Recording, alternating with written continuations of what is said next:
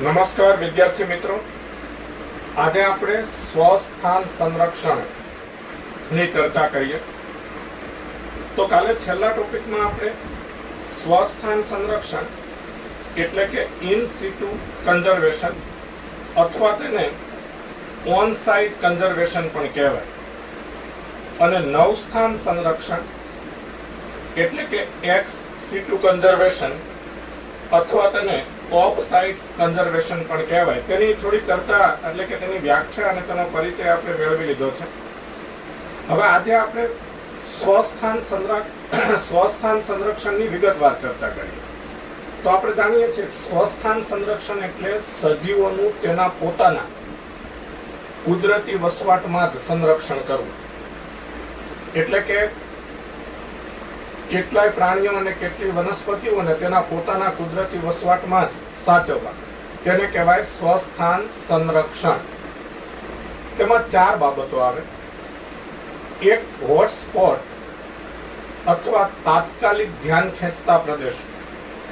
બીજું, જીવાવરણ આરક્ષિત વિસ્તારો, રાષ્ટ્રીય ઉદ્યાનો, અભયારણ્ય અને પવિત્ર ઉપવન. આ 4માં પહેલા આપણે હોટસ્પોટ્સ અથવા તાત્કાલિક ધ્યાન ખેંચતા પ્રદેશોની ચર્ચા કરીએ. તો હોટસ્પોટ્સ એટલે શું? તાત્કાલિક ધ્યાન ખેંચતા પ્રદેશો એટલે શું? તો જ્યાં જાતિ વિવિધતા ખૂબ વધુ હોય તથા સ્થાનિક જાતિઓ પણ વધુ હોય.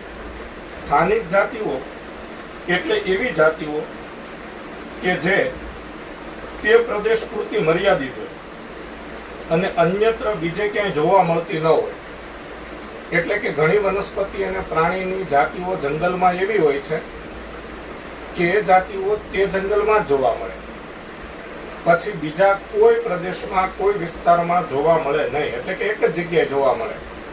તેને સ્થાનિક જાતિઓ કહેવાય. તો જે વિસ્તારમાં જાતિ વિવિધતા વધુ હોય અને સ્થાનિક જાતિઓ વધુ હોય તેવા વિસ્તાર કે તેવા પ્રદેશોને હોટસ્પોટ્સ કે તાત્કાલિક ધ્યાન ખેંચતા પ્રદેશો કહેવામાં આવે છે. શરૂઆતમાં 25 જેટલા હોટસ્પોટની ઓળખ કરવામાં આવી હતી. એટલે શરૂઆતમાં 25 જેટલા હોટસ્પોટ્સ હતા. ત્યારબાદ આ યાદીમાં 9 હોટસ્પોટ્સ ઉમેરવામાં આવ્યા. એટલે આજે કુલ 25 + 9 34 હોટસ્પોટ્સ છે. આ સંખ્યા ખાસ યાદ રાખવી, એમસીક્યુ પૂછાય તેવો છે. વર્તમાન સમયમાં હોટસ્પોટ્સની એટલે કે તાત્કાલિક ધ્યાન ખેંચતા પ્રદેશોની કુલ સંખ્યા કેટલી છે? 34 છે. ભારતમાં 3 હોટસ્પોટ્સ છે, પશ્ચિમ ઘાટ અને શ્રીલંકા. એટલે એમાં તમિલનાડુ, કેરાલા, કર્ણાટક આ બધા રાજ્યોનો સમાવેશ થાય. ઇન્ડો બર્મા અને હિમાલય. આ પણ એક એમસીક્યુ છે. ભારતમાં કયા હોટસ્પોટ જોવા મળે છે? તો પશ્ચિમ ઘાટ અને શ્રીલંકા, ઇન્ડો બર્મા અને હિમાલય આ ભારતના હોટસ્પોટ છે. બધા હોટસ્પોટનો કુલ જમીન વિસ્તાર પૃથ્વીના જમીન વિસ્તારના 2% કરતા પણ ઓછો છે, પરંતુ જાતિઓની સંખ્યા ખૂબ વધુ છે.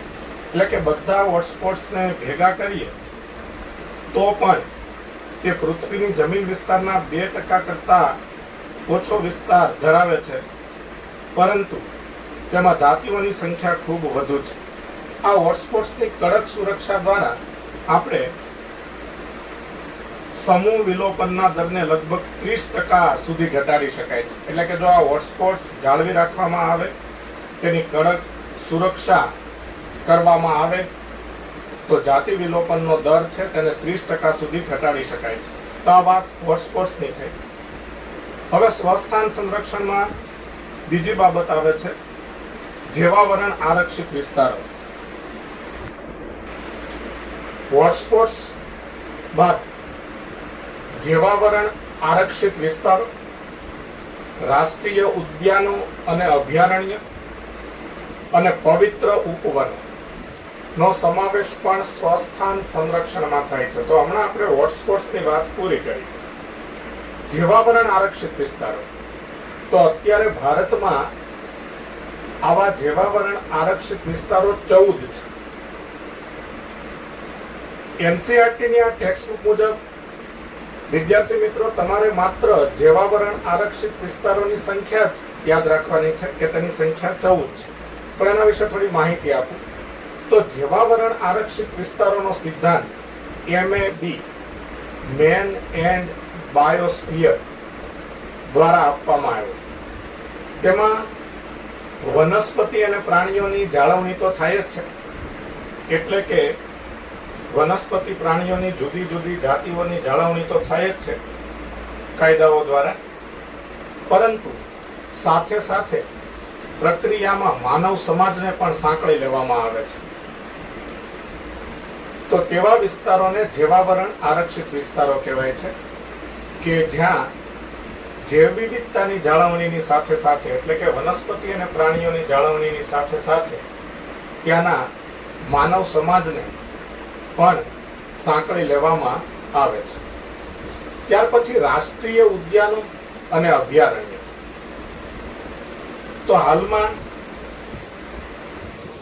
90 રાષ્ટ્રીય ઉદ્યાનો અને 448 વન્યજીવ અભયારણ્ય ભારતમાં આવેલા છે. તો અહીંયા પણ તમારે આ રાષ્ટ્રીય ઉદ્યાનો અને વન્યજીવ અભયારણ્યની માત્ર સંખ્યા જ યાદ રાખવાની છે, પરંતુ એના વિશે પણ આપણે થોડી વધારે માહિતી લઈ લઈએ. તો રાષ્ટ્રીય ઉદ્યાનો અને વન્યજીવ અભયારણ્યમાં ફરક શું છે? તો રાષ્ટ્રીય ઉદ્યાનોનો વિસ્તાર મોટો હોય છે. વન્યજીવ અભયારણ્ય મોટા ભાગે રાષ્ટ્રીય ઉદ્યાનની કમ્પેરમાં નાનો વિસ્તાર ધરાવે છે. પછી રાષ્ટ્રીય ઉદ્યાનના જે કાયદાઓ છે એ વધુ ચુસ્ત હોય છે, એટલે કે રાષ્ટ્રીય ઉદ્યાનમાં કોઈ માનવ પ્રવૃત્તિ કરવાની છૂટ નથી.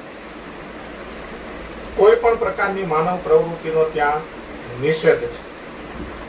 કદાચ તેના કોર વિસ્તારને છોડી અને તેના આઉટર વિસ્તારમાં પ્રવાસન થઈ શકે, એટલે ટુરિસ્ટ લોકો પરમિશન લઈને જઈ શકે, બાકી ખેતી, બળતણ માટેનું લાકડું મેળવવું, આવી કોઈ માનવ પ્રવૃત્તિ કરવાની છૂટ રાષ્ટ્રીય ઉદ્યાનમાં નથી. કારણ કે રાષ્ટ્રીય ઉદ્યાનના કાયદાઓ એકદમ ચુસ્ત છે, વધુ સ્ટ્રિક્ટ છે. માત્ર તેના કોર વિસ્તારને છોડી બાકીના વિસ્તારમાં પ્રવાસન એટલે કે ટુરિસ્ટ લોકો પરમિશન લઈને જઈ શકે, બાકી કોઈ માનવ પ્રવૃત્તિ કરવાની રાષ્ટ્રીય ઉદ્યાનોમાં છૂટ નથી. વન્યજીવ અભયારણ્યમાં તેના અમુક વિસ્તારમાં ખેતી થઈ શકે, બળતણ માટેનું લાકડું મેળવી શકાય, તેના કોઈ વિસ્તારમાં ઘાસ ઉગેલું હોય તો પ્રાણીઓની ચરાઈ થઈ શકે. આવી કેટલીક માનવ પ્રવૃત્તિ કરવાની છૂટ છે વન્યજીવ અભયારણ્યમાં. એટલે કે વન્યજીવ અભયારણ્યમાં કાયદાઓ ઓછા સ્ટ્રિક્ટ છે રાષ્ટ્રીય ઉદ્યાનના કાયદાની સાપેક્ષે. વન્યજીવ અભયારણ્ય છે કે કોઈ પણ જાતિ માટે સ્પેસિફિક હોય, એટલે કે ચોક્કસ હોય. દાખલા તરીકે પક્ષીઓનું અભયારણ્ય, તો ત્યાં પક્ષીઓની જાળવણી સારી રીતે થતી હોય છે. રાષ્ટ્રીય ઉદ્યાનો કોઈ ચોક્કસ જાતિઓ માટે સ્પેસિફિક ન હોય, પરંતુ તેમાં ઘણી બધી જાતિઓની જાળવણી થાય. એટલે કે રાષ્ટ્રીય ઉદ્યાનોમાં કોઈ પર્ટિક્યુલર એક જ જાતિની જાળવણી થાય, કોઈ ચોક્કસ એક જ જાતિની જાળવણી થાય એવું ન હોય. તો આ રાષ્ટ્રીય ઉદ્યાન અને વન્યજીવ અભયારણ્યમાં શું તફાવત છે એની આપણે થોડીક વાત કરી. ત્યાર પછી પવિત્ર ઉપવન. તો પવિત્ર ઉપવનો એ પણ જંગલનો જ એક ભાગ છે.